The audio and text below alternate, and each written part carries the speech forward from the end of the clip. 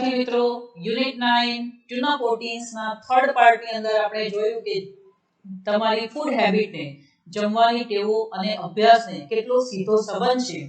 હવે મિત્રો આપણે આગળ વધીશું પાર્ટ 4 ની અંદર. એક બીજા સ્ટુડન્ટ્સની વાત સાંભળીશું. સ્ટુડન્ટ 2, બીજો વિદ્યાર્થી, હેલો ડોક્ટર મંસૂરી સર. નમસ્તે મંસૂરી સર, આઈ એમ કંદર. હું કંદર બોલું છું. I read somewhere. મેં somewhere ક્યાંક વાંચ્યું. Tune up yourself for the board exam.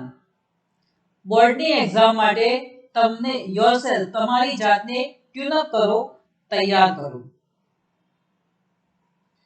Could you explain? તમે એક્સપ્લેન કરી શકશો, સમજાવી શકશો what it means, કે આનો અર્થ શું છે? Doctor Mansuri, dear, you seem to be in 10th or 12th. મને એવું લાગે છે કે તું 10મા ધોરણમાં અથવા તો 12મા ધોરણમાં હોઈશ. Tune up refers to preparing your mind and body for particular task. Tune up refers કરે છે, ટ્યુન અપ નો મતલબ થાય છે કે કોઈ પર્ટિક્યુલર ટાસ્ક, કોઈ એક ચોક્કસ કામ માટે તમારા માઇન્ડ, મગજ અને બોડીને, શરીરને પ્રિપેર કરવું, તૈયાર કરવું. When it comes to tune up for examination, જ્યારે ટ્યુન અપ એક્ઝામના સંદર્ભમાં, પરીક્ષાના સંદર્ભમાં લેવાય છે ત્યારે you need, તમારે જરૂર છે, to know, જાણવાની, how your body and mind, how, કેવી રીતે તમારું શરીર અને મગજ work in harmony, મગજ અને શરીર હાર્મનીમાં એકરૂપ થઈને, સુસંગત થઈને કેવી રીતે કામ કરે છે તે જાણવાની જરૂર છે. યુ શુડ આઈડેન્ટિફાય, તમારે ઓળખવાની જરૂર છે.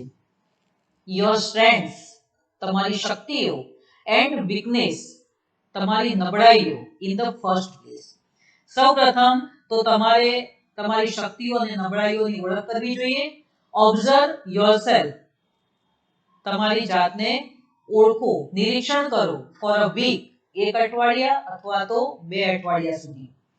ઓલવેઝ રિમેમ્બર, હંમેશા યાદ રાખો, that your strengths are your assets, તમારી સ્ટ્રેન્થ, તમારી શક્તિઓ છે એ તમારી અસેટ્સ છે, મૂડી છે, સંપત્તિ છે.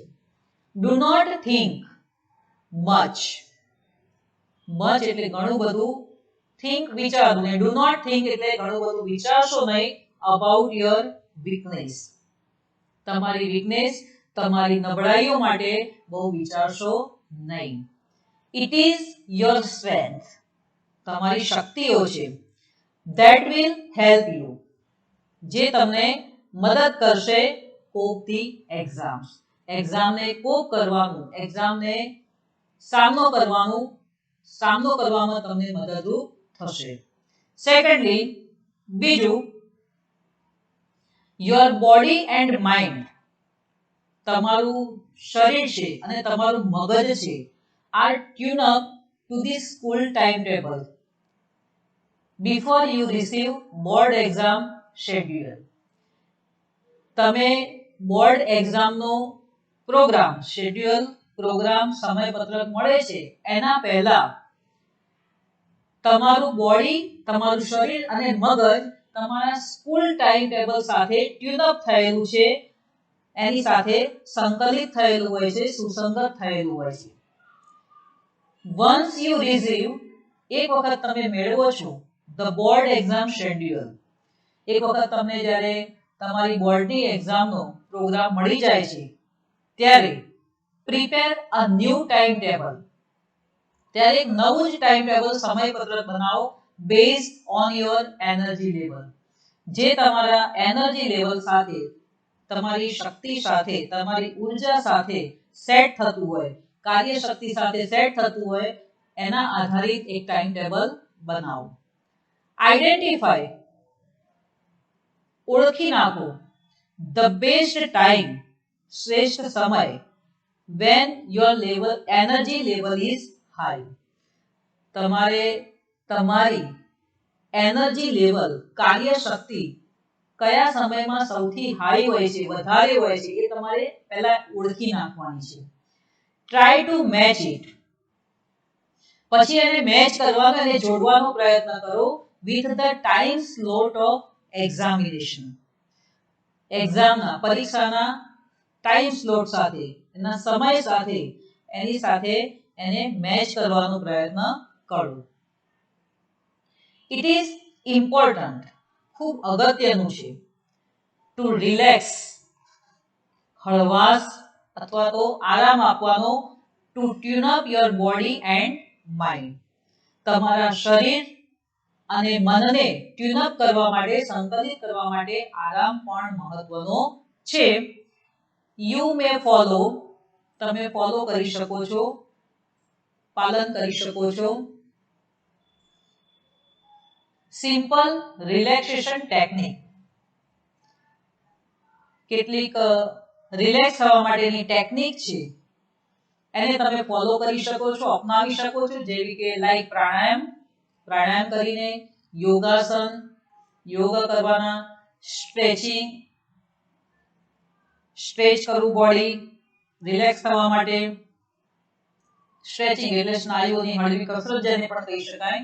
Listening to light melodious music, light હળવું મેલોડિયસ મ્યુઝિક, સુમધુર સંગીત સાંભળવું.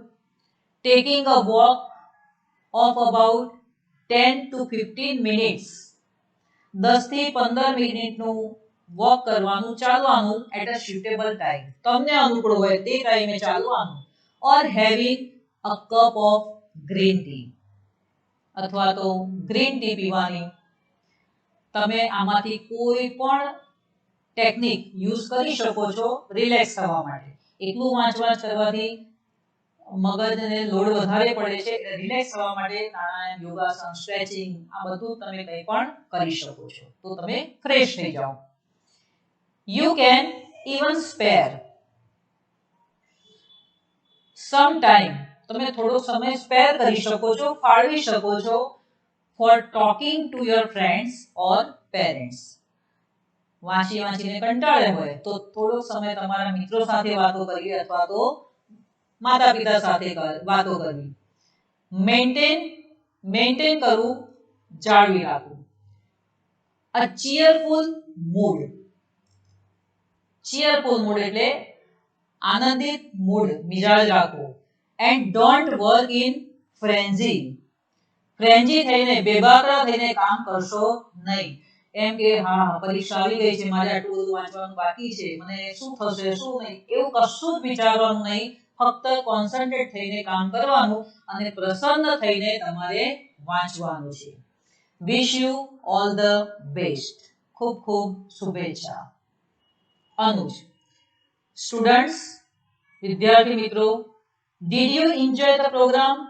તમને આ પ્રોગ્રામમાં, આ કાર્યક્રમમાં મજા આવી? A big round of applause from the audience. ઓડિયન્સમાંથી, શ્રોતાગણમાંથી a big round of applause, તાળીઓનો ગડગડાટ થવા માંડ્યો, એટલે કે પ્રોગ્રામમાં મજા આવી ગઈ એમ. This tells all, એટલે અનુજ કહે છે હા આ તાળીઓ જ ઘણું બધું કહી જાય છે.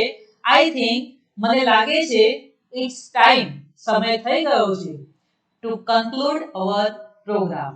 આપણા કાર્યક્રમને કન્ક્લુડ કરવાનો, પૂર્ણ કરવાનો સમય થઈ ગયો છે. ઇટ્સ ઇમ્પોસિબલ, અશક્ય છે, to express our gratitude in words, વર્ડ્સની અંદર, શબ્દોની અંદર આપણો ગ્રેટિટ્યુડ, આભાર માનવો, વ્યક્ત કરવો અશક્ય છે. હાઉએવર, તેમ છતાં, છેલ્લે આભાર વિધિ ચાલી રહી છે મિત્રો. કોઈ પણ કાર્યક્રમ પતે એટલે મહેમાનોનો આભાર માનવાનો હોય છે, તો એને એ સિસ્ટમને ફોલો કરે છે અહીંયા. હાઉએવર, તેમ છતાં, આઈ એમ ઇન્ડીડ થેન્કફુલ, હું ખરેખર થેન્કફુલ છું, આભારી છું, ટુ ઓલ ધી ગેસ્ટ, બધા જ મહેમાનોનો, who made it convenient to spare time from their busy schedule. એમના અત્યંત બિઝી શેડ્યુલ એકદમ વ્યસ્ત કાર્યક્રમોમાંથી વ્યસ્તતામાં એમણે આપણા માટે જે ટાઈમ સ્પેર કર્યો છે, ટાઈમ ફાળવ્યો છે અથવા તો અનુકૂળ ટાઈમે આવ્યા છે એ બદલ આપણે એમના આભારી છીએ. આઈ એમ શ્યોર, મને ખાતરી છે that not only students, વિદ્યાર્થીઓ જ નહીં, but parents પણ, વાલીઓ પણ also gained a lot. એમને પણ આ કાર્યક્રમ થકી ગેઇન ઘણું બધું મળ્યું છે. હોપ, આશા રાખું છું, we all remember, આપણે બધા જ યાદ રાખીશું the tips given by the expert. અહીંયા જે નિષ્ણાતોએ આપણને ટિપ્સ આપી છે, જે સૂચનો કર્યા છે એ આપણે બધા યાદ રાખીશું and follow them, અને એનું આચરણ કરીશું as much as we can. આપણે જેટલા પ્રમાણમાં વધારે કરી શકીએ એટલા પ્રમાણમાં આ બધા સૂચનોનું આચરણ કરીશું. Best wishes to all. બધાને શુભેચ્છાઓ. મિત્રો, તમને પણ શુભેચ્છાઓ. તમે પણ 10મા ધોરણમાં છો, બોર્ડમાં એપિયર થવાના છો, તો આમાંથી આશા રાખું છું કે તમને ઘણા બધા પ્રશ્નોનું સોલ્યુશન મળ્યું હશે. ન મળ્યું હોય તો હજુ પણ સમય છે. પેરેન્ટ્સ સાથે, ટીચર્સ સાથે, તમને યોગ્ય લાગે તે વ્યક્તિ સાથે એનું શેરિંગ કરજો અને સોલ્યુશન મેળવજો. ઓકે મિત્રો, બાય.